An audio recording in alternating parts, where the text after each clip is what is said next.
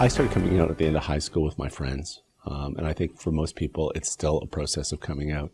I was pretty out and self-identifying and identified by most people in university as being gay. I played sports because my dad coached most of the local teams, hockey, football, soccer. And I remember when I eventually told him I was gay, and when I was about 21, he looked at me and he said, "You can't be gay. You play football."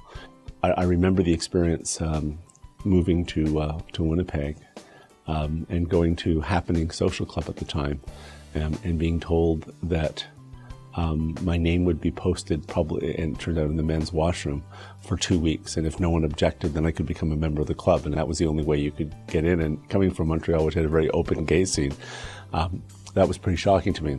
AIDS was hitting really hard then.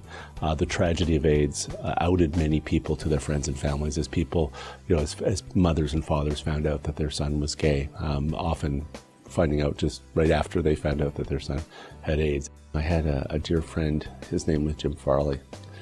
He had been quite sick in the final stages of AIDS.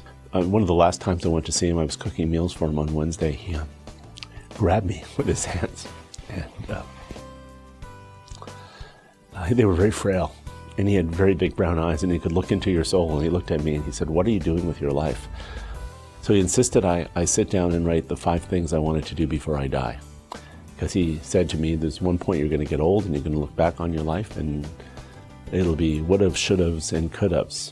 And so I did. And unfortunately, by the time I came back to see him the following Wednesday, he had already passed on the weekend.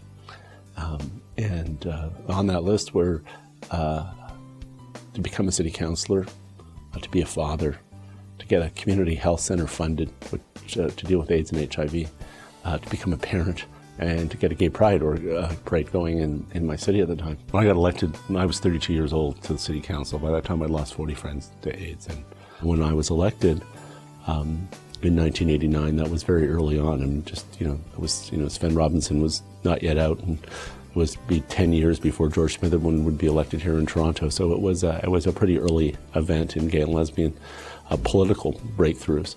And I felt a sense that change was possible. And Winnipeg always gave me hope about the possibility of change in a way that very few communities in the world have the capacity to give people hope. And that's because of Winnipeggers and their incredible sense of optimism. When I turned 10 years old, being gay was illegal in this country. It was a criminal activity. And we now live with this great blessing that we're fully equal citizens. We can get married, have kids. We have a lot of education to do, but the legal battles have been won. Change isn't about people like me. Change is about people like you. It's about every young person who had the courage in high school to be out and got beaten up and never felt safe again in their school, but had to be the courage to be the first person to stand up.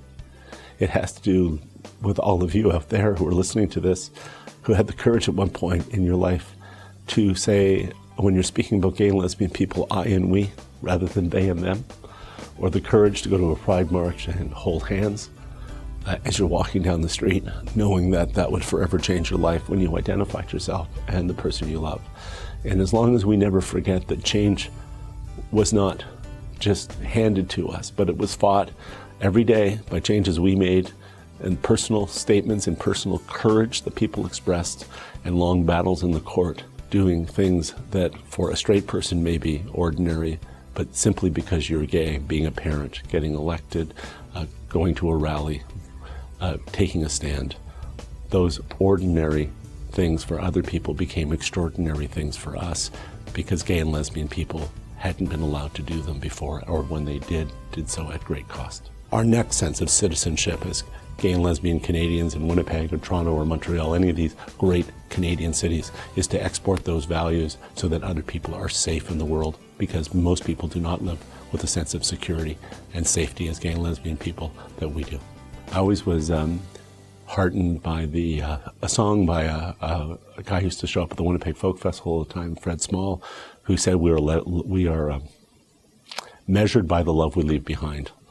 And I think that's the true measure of anyone's life.